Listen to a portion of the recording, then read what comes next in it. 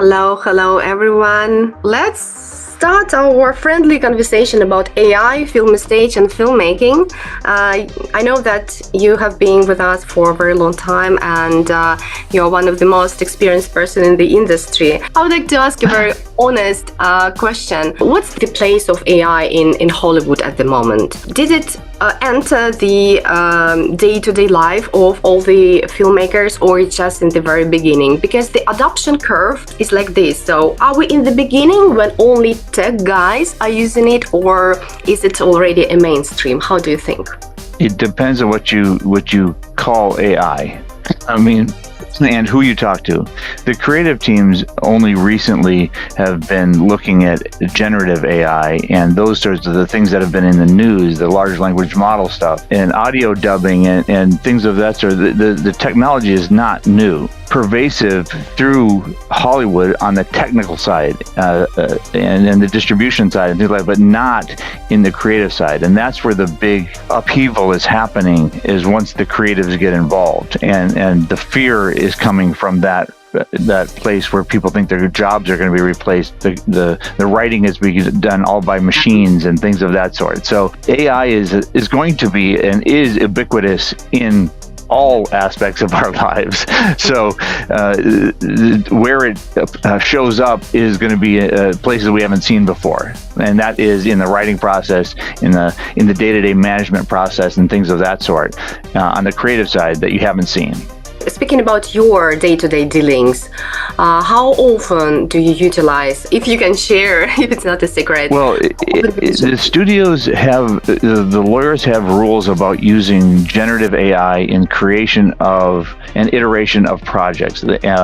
So if you ask, can I use creative generative AI tool, the lawyers will say they want to go through a whole bunch of issues of trying to figure out where they got the models and yeah. That being said, I guarantee you the writers, production designers, just getting the creative juices flowing with creative model that you can talk to quickly rather than get a team of 30 illustrators. You can do it yourself on your laptop. They are using it, right? But they're not asking permission. The permission is the problem, right? As long as it's used for the way you would use a lookbook, or the way you would use collage of getting your idea out, it's inspiration.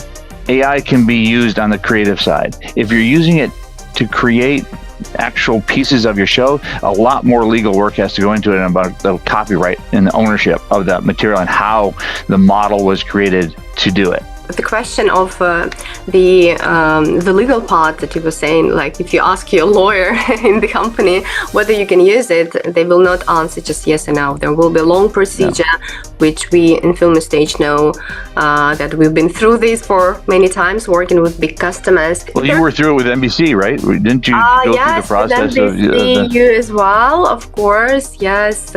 So they still are sending some follow-up questions, but we've been on the green line already for a while. And I have a follow-up question regarding the way studios work.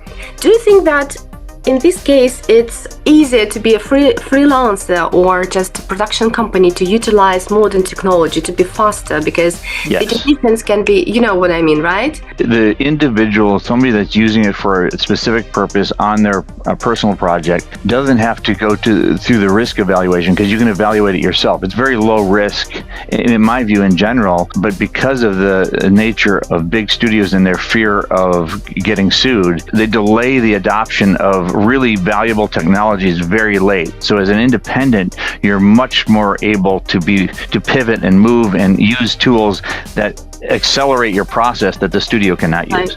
So it's like empowering independent producers. I see a very great question, a comment in the chat box that probably such tools, AI tools, will empower and grow independent cinema. And I again have a follow-up question or just a comment on this. Do you think it means that independent cinema will grow the progress because the industry is slow and has a lot of challenges like strike and regulations? I think it's all based on the story and the creative output. So, you're getting the ability for more people to be able to create their stories and get them out faster and get them distributed. So yes, it will inspire independent. I'm not sure how fast that will happen and how much control the conglomerates will try to keep on that distribution process. But yes, it will create more stories faster. And as long as they're good, they'll rise to the top. Let's talk about your personal experience with our platform, with Filmustage. And I would love to ask you whether you use it as an AI tool or as a platform for filmmakers as a whole. How do you envision it?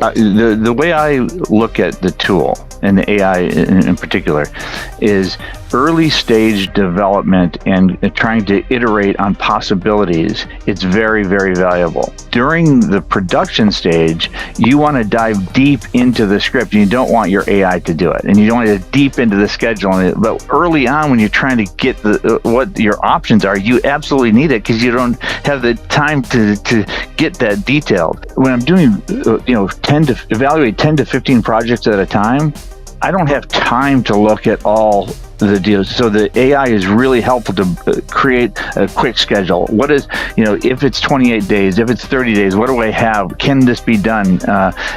And then quickly do a rough budget to pitch it to see, okay, this is what it is. But once it gets greenlit and I have a budget, then I dive deep into the actually scheduling mechanism and read the script in detail and put, this goes here, this goes there. I use more of my own internal evaluation versus the computer evaluation. So that's how I use the process. And the tool does both, obviously. It's very good at the initial summaries and getting the scenes and see what goes together and all this. And then when I get to the actual, then I've already had some context with that show, and then I can dive deep into it.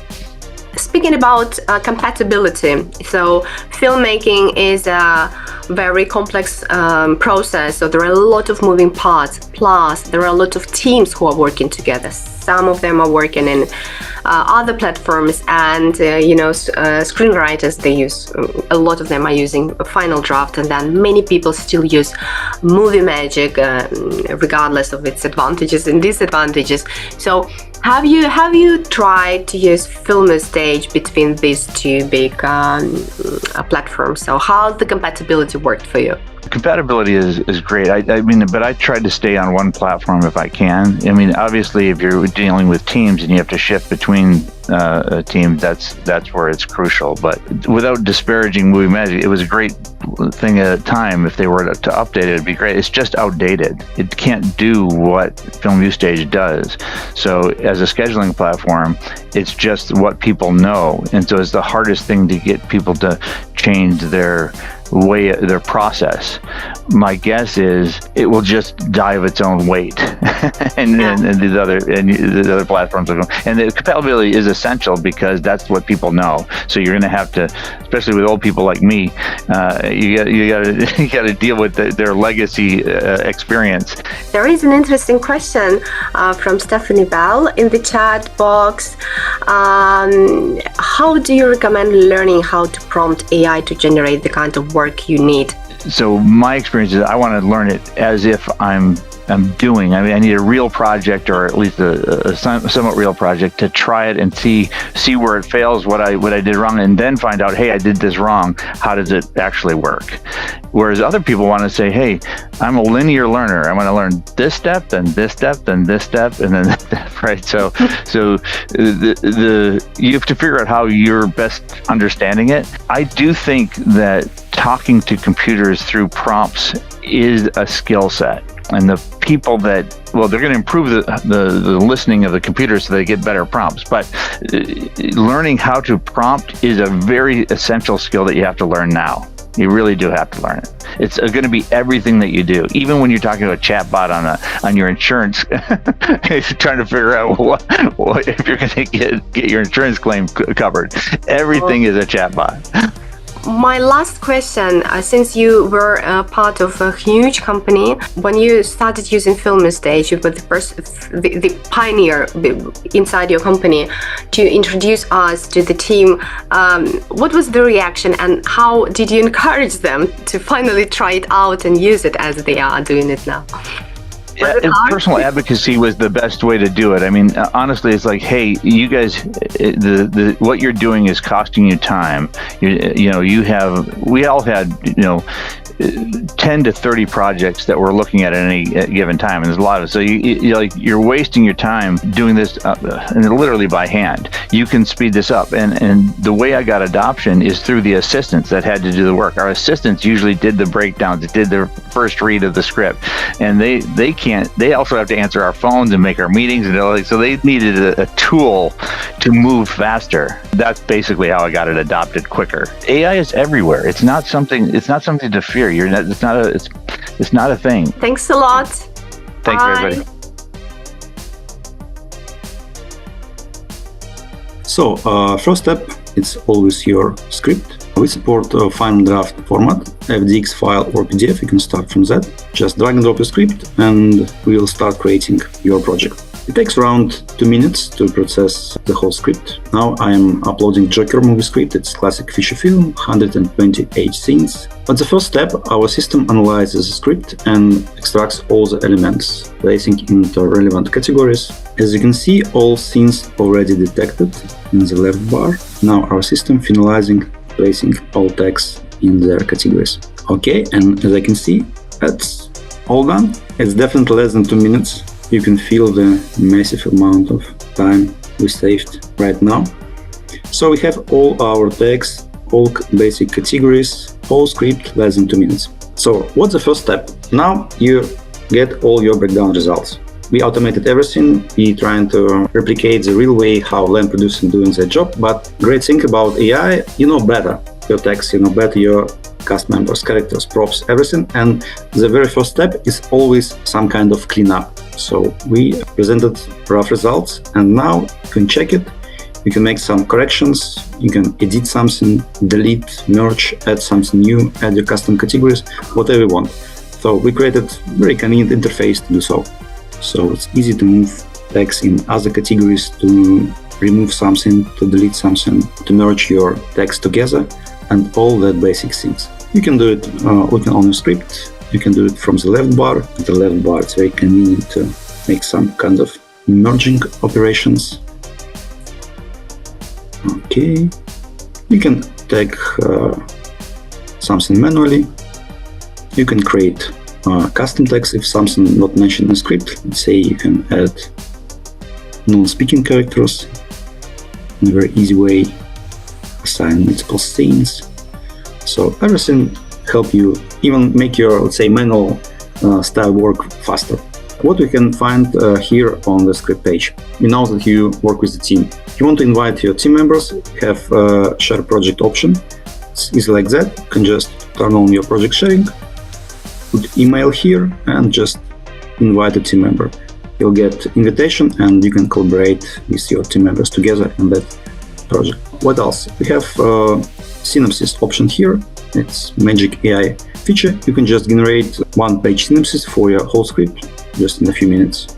From that tab, you can export results to final draft and PDF. So as I said, all results, all tags, all categories will be recognized in final draft. I'm going to show you how to activate it. So we just make an export. It's the same script in final draft. You just need to go into production, activate text mode. Yeah, that's it. Next, we have summary page. It's say more convenient way to make edits of your text. So here you will find all your text grouped by scene basis. So the same, you can merge, you can delete, you can create some new text, you can move them between different categories.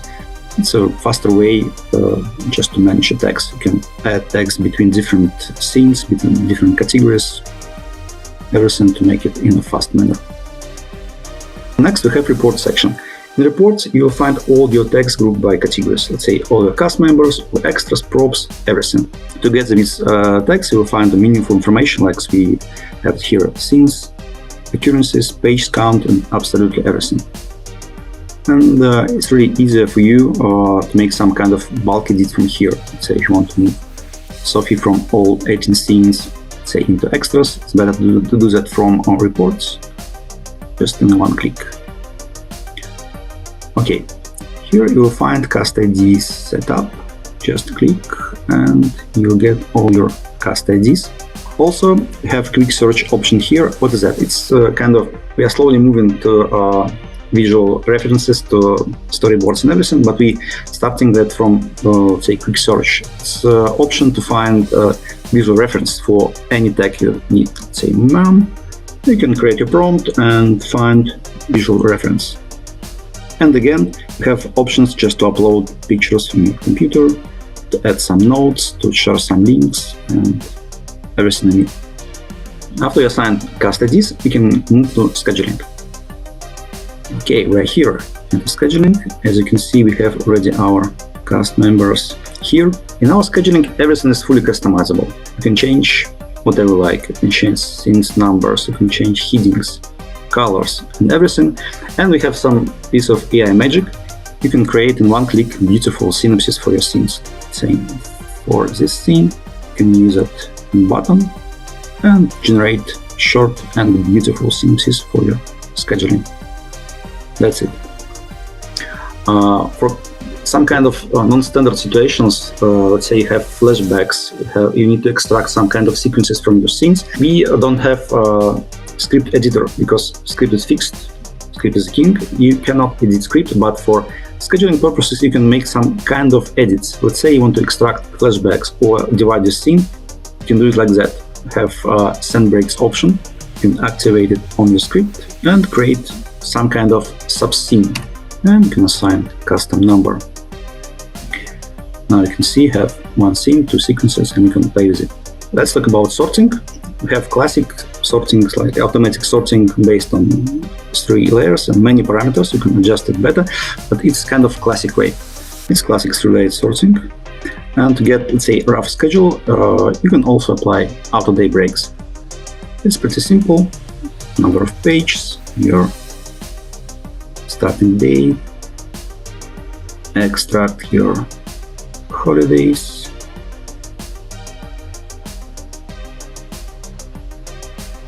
that's it. Now you have your kind of rough scheduling. 47 days, it's fine, it's a great starting point. Now it's your turn to make some kind of manual edits. You have all basic things, you can add notes, you can add banners, and all the things. Say company moves, assign some time. If you need to omit some things, you can move them to Boneyard.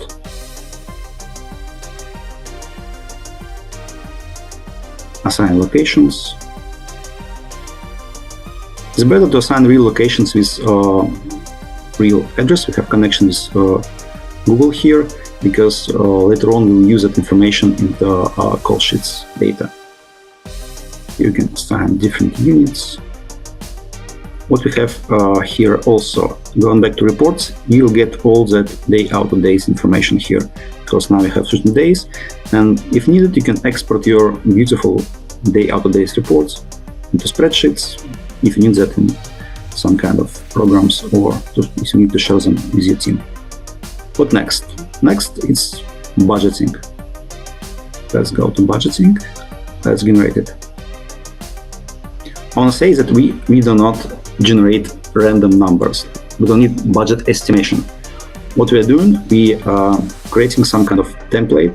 It's some sort of mixture of spreadsheets with a classic template, and we automatically import all the information from your script, from the breakdown results here. So we will have, let's say, cast members with, say, day out of day informations.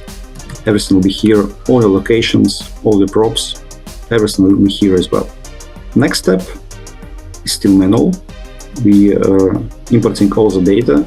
We are providing this beautiful template, but still, yeah, it's manual. You need to make some, you need to put real numbers here. But let me show you something interesting. Now, fringes. Good news that now fringes, as you can see, manual, but we are creating full automatization of that process. We are, say, we have, depends on the region, depends on unions and everything. We have fully automatic calculations here soon. The best thing here that we support open export, so you can export your data not only in PDF but into spreadsheets, into Excel. It's some kind of real-life budget. Top sheet is all your categories, with links, with all your data, with all your fringes, with all your... So you'll have active formulas everywhere. So basically it's just a real budget in Excel with all your data. And you can get it just in a few clicks, as you can see. After that, let's go to call sheets. Recently released call sheets. It's something simple, it's classic, easy to use, just basic things, but it's easy to manage that. We have some connections with calendar. Let's say automatically we'll set up weather and sunrise sunset for location. So classic call sheets with your informations. Now let's show you some more AI features. First one is analysis. We created it to find, let's say, to help you to predict some kind of bad situations, to find some possible not such great cases. So just it's option where you can create absolutely customizable report based on data from a script. We started from basic presets, let's say copyright clearance, COVID, stance, target audience, and many others, but you can create your custom parameter and apply it to your script. Something like that. You'll see your results, reports. You can edit results, delete them. Some more words about exports here. From scheduling, have option to export data not only in spreadsheets, PDF, but also in MovieMagick. So you can easily import all your data results into MovieMagick. As previously shown, you can export everything to Final Draft as well. And recently we added one more AI feature. It's visual effects breakdown. What's the difference, let's say? What's the breakdown for? Because classic breakdown based on tags, we created another way of doing breakdown. It's based on sequences. So we're extracting visual effects sequences together with some kind of description, and you can easily import the data into spreadsheets to use in bidding lists, visual effects budgets, and okay, that's it.